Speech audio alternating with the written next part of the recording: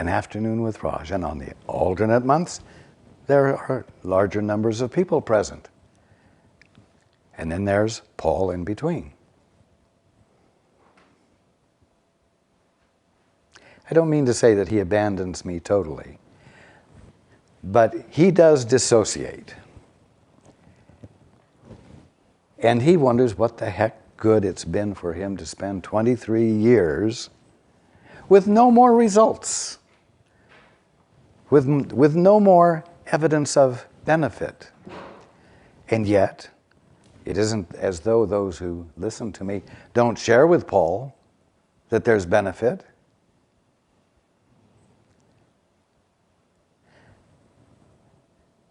What it boils down to is that he's saying, well, what am I getting out of it? Meaning, what does this made up I, what is it getting out of it? Well, it's not getting anything out of it. Of course, like right now when he's letting me speak, he's not experiencing or having any of the thoughts that have to do with inequity. It's only when he dissociates himself from it that he, in his right to have his own made-up thoughts, makes up the worst thoughts you can imagine that cause him to feel bad and useless and worthless. Because after all, for a good part of 23 years, the made-up Paul hasn't done much, because the real Paul has let what is real happen. You see what I'm saying?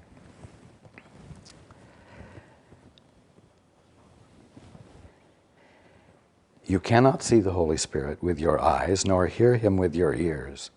How then can you perceive him at all? Well, here's how.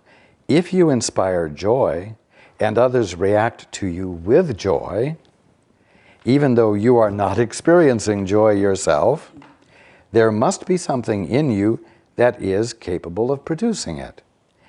If it is in you and can produce joy, and if you see that it does produce joy in others, you must be dissociating it in yourself. Which really means you must be dissociating yourself from it in you. And you do the dissociating by claiming the right to think for yourself and have your own personal, private viewpoint in which the function of the real function of your being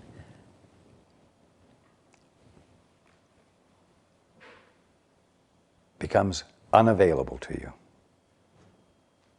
Because you're choosing not to pay attention to it. You're choosing not to have it as the object of your attention.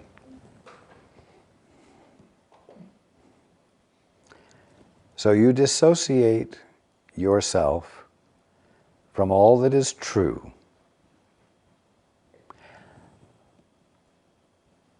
by giving conscious preference to what you preferred to make up about everything, and living in that imagination. It's that simple. Continuing.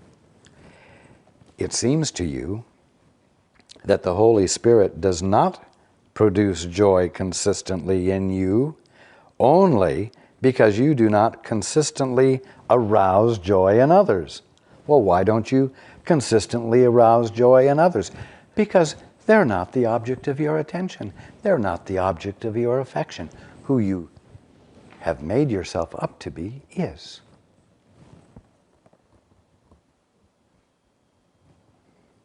You see? Their reactions to you are your evaluations of his consistency.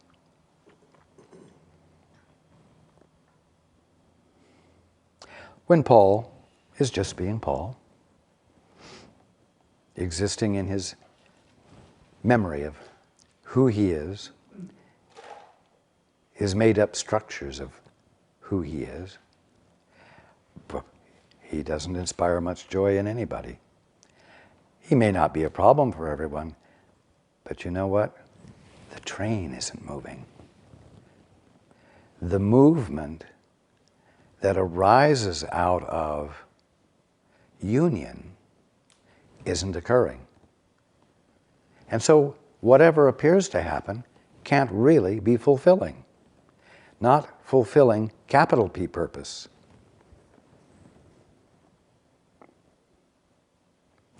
Continuing, when you are inconsistent, you will not always give rise to joy. And so you will not always recognize His, the Holy Spirit's, consistency.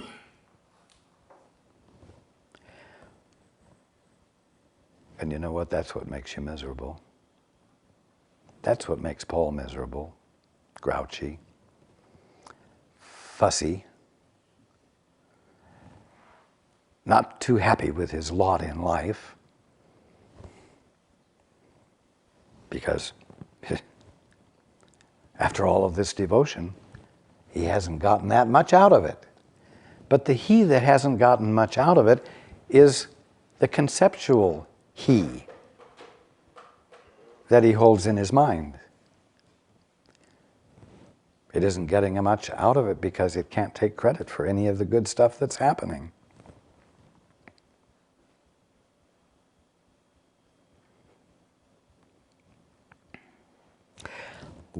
Continuing, what you offer to your brother, you offer to him, the Holy Spirit, because he cannot go beyond your offering in his giving.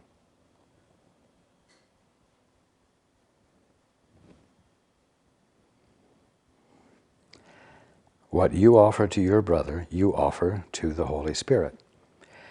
Let's reverse it to make sense.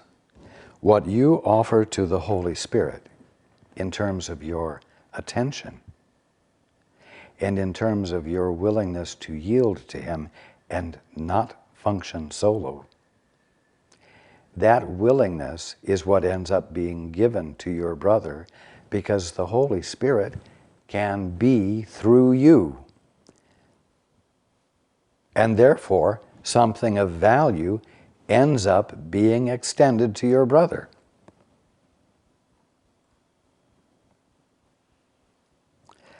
So what you offer to your brother, let's say it's not much, you offer to the Holy Spirit not much in terms of attention and willingness to let the Holy Spirit in. Make sense? It's not really complicated, even though your ego can say, now that is a mind bender and I'm going to have to take a while to understand that. What you offer to your brother, you offer to him. If you offer little to the Holy Spirit, you're offering little to your brother. If you look at your brother and say, yeah, what can I expect? She's a nerd, or she's a jerk, you know. What are you offering? Not much. And in that state of mind, you're not offering much of your attention to the Holy Spirit either, because you're really pleased with your skill in being able to squarely peg your sister and assess her correctly. You see, what you offer to your brother or your sister, you offer to the Holy Spirit.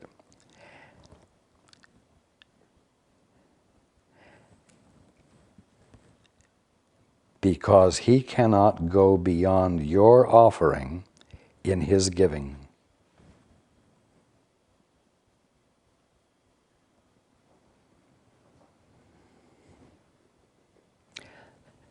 The Holy Spirit cannot give more than you're willing to let in.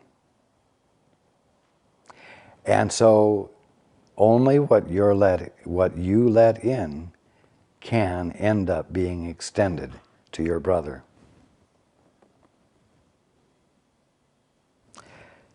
Again, What you offer to your brother, you offer to him, the Holy Spirit, because he, the Holy Spirit, cannot go beyond your offering in his giving. This is not because he limits his giving. It's not because the Holy Spirit limits his giving, but simply because you have limited your receiving. And how do you limit your receiving? By dissociating from that which is nothing more than your right mind and utilizing the blank space that's left in your mind to provide your own definitions and meanings to fill it up. And that's all that you can possibly extend to your brother and sister, except that the gift you extend in that frame of mind is always a gift of subtraction. It always leaves your brother and sister less whole. Not asshole, less whole.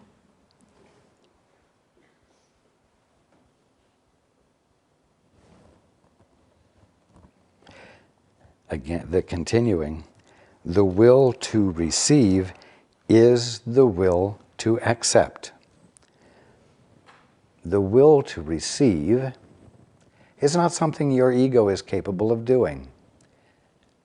So I want you to know that whenever you arrive at a point where you're willing to say help, where you're willing to reach out to the Holy Spirit, where you're willing to abandon your isolation and let something else in,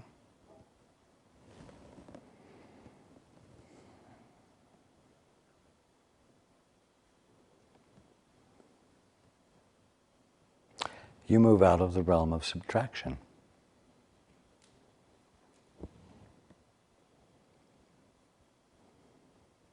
You move into the realm of addition.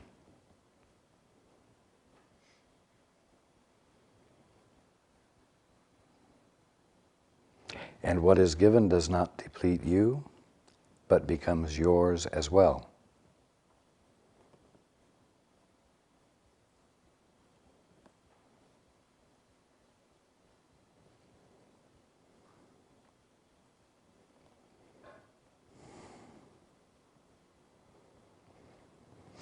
Continuing. If your brothers are part of you, will you accept them? Only they can teach you what you are. And your learning is the result of what you taught them. Now this might sound a little bit like gibberish, but bear with me. If your brothers are part of you, will you accept them? Only they can teach you what you are, and your learning is the result of what you taught them. What you call upon in them, you call upon in yourself. And as you call upon it in them, it becomes real to you.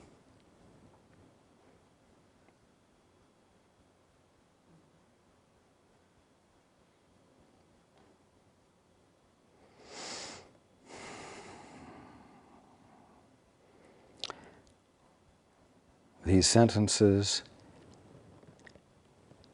express singularity. It says that no matter how many there seem to be of you and your brothers, there's only one thing going on.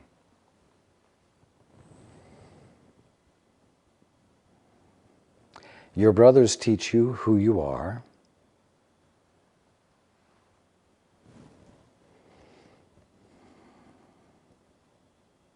No. Your brothers teach you what you are.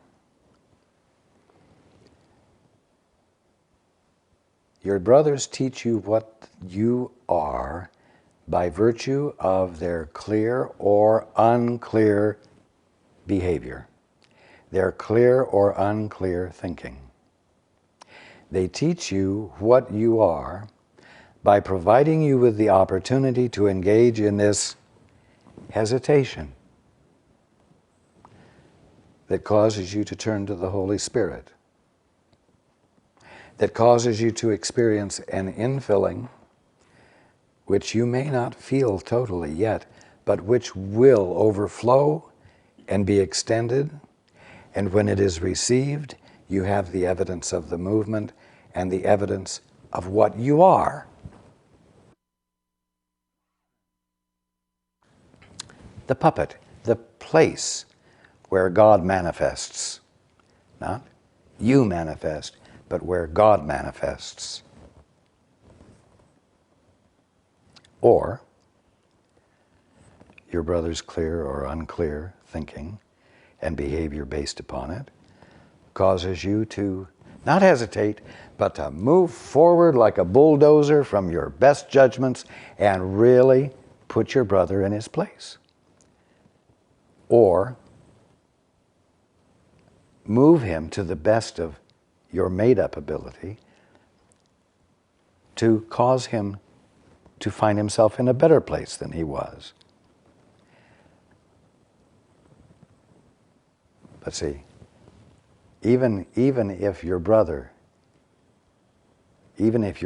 behavior changes and his way of seeing himself seems to have improved, the train still hasn't moved around the track because you were never joined in the place of peace and real union. Hell, your brother his behavior might improve and he might be happier because you taught him through your skill and expertise how to Jew his brother out of money, how to behave in business practices that are sleazy but which make you $1 million. You see, no train has gone around the track, even if your brother seems happier. You see what I'm saying?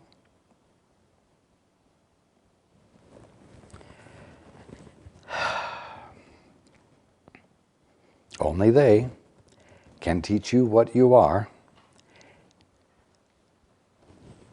by bringing into play which mode of being you choose to practice, joined or unjoined. And your learning is the result of what you taught them. Give nothing, get nothing. Oh, that is the learning you're supposed to be getting. But everybody is so persistently committed to being successful independently that no one wants to acknowledge that it isn't working. And so learning doesn't occur. And the lesson your brother is teaching you isn't registering with you. Only they can teach you what you are, and your learning is the result of what you taught them. What you call upon in them, you call upon in yourself. And as you call upon it in them, it becomes real to you. You call upon nothing in them. You call upon living out of habit. You call that forth from them. And that's what you get to keep for yourself. And there's no learning there. But it reinforces your ignorant state. And because of this ethic that you have programmed into your made-up sense of self, you take this experience as a call for an even greater exertion of effort on your part to do better next time, so that, without hesitating and breaking the isolation, you might do a better job than you did this time. That's why it's called insanity.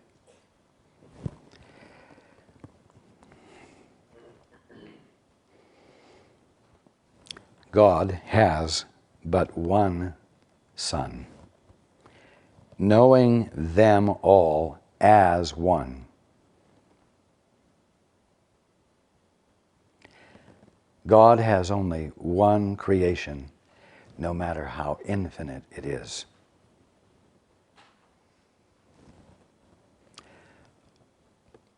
God has but one Son, knowing them all as one. Only God himself is more than they, but they are not less than he is. As I've said before, God withholds nothing of what he is in his expression of you. I have also said that you can say, God is all there is of me, but I am not God.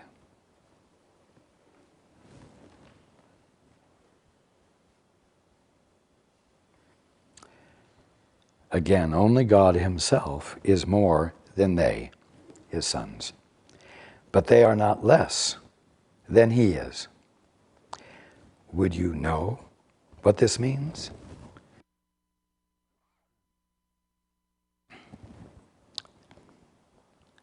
That doesn't mean, would you know what it means if it came up and slapped you on the side of the face? It means, would you really want to know what that means? Would you want to know what that means enough to explore what it means? By doing things different, by hesitating that moment and abandoning your mental habits of misidentifying yourself and your world, the kingdom of heaven.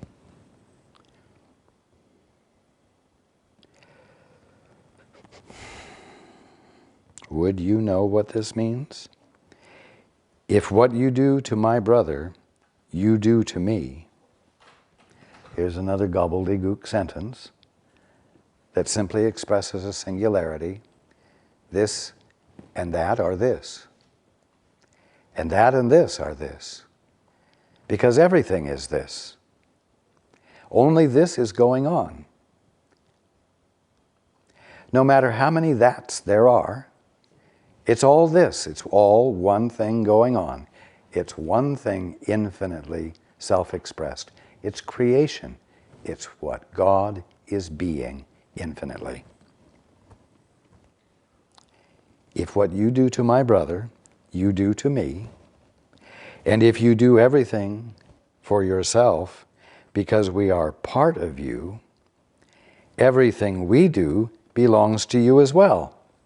It's like, no matter what angle you look at this from, no matter how many different angles you look at it from, it's all the same thing going on.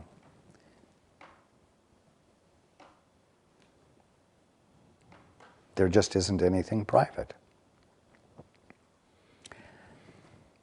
It's only when you claim to be autonomous, you imagine that you can be autonomous, that you can seem to have things that are yours that others can't have and don't have, and that others can have that you don't have and can't have.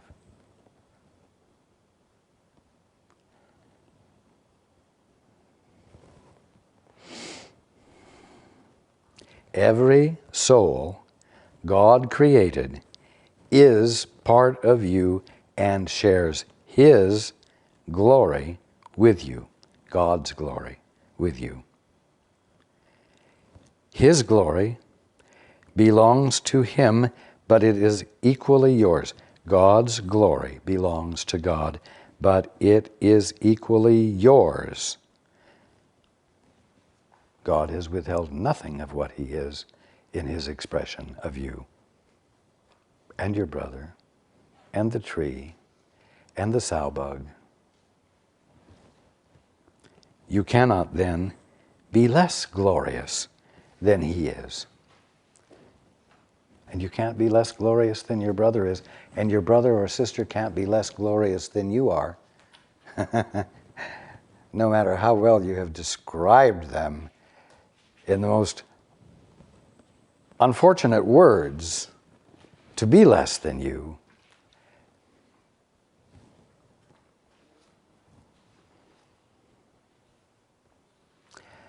You just can't afford to maintain this sense of autonomous, isolated existence, because it blinds you to what you are, it blinds you to what your brother is, it blinds you to God. It blinds you to all that is, as I've said before, awesomely, profoundly meaningful. Every day, you wake up and you open your eyes, and what your eyes fall on is profound.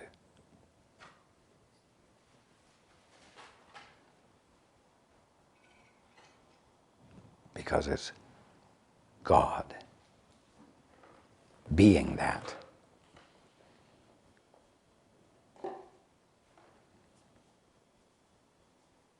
Your experience of your identity will uncover to you that your brother's identity is identical to yours.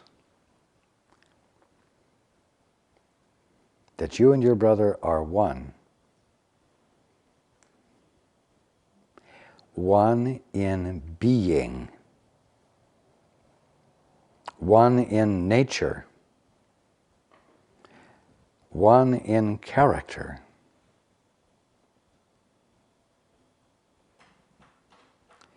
Individual without having abandoned indivisibility.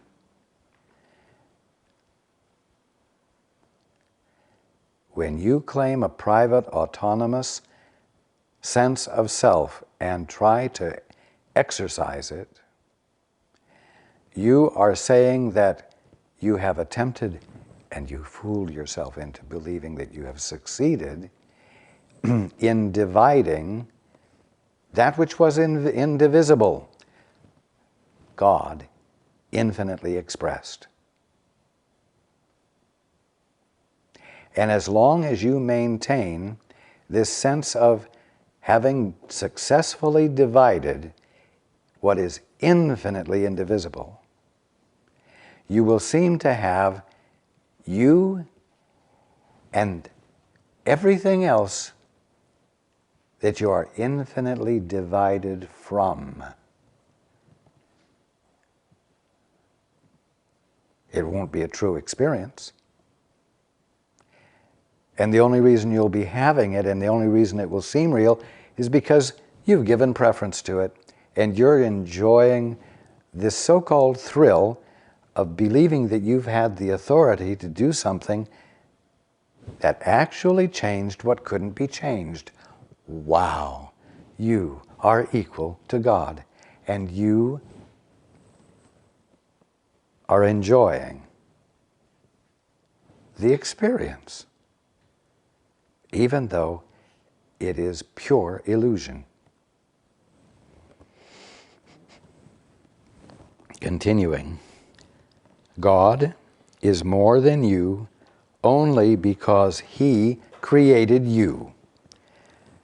But not even this would He keep from you.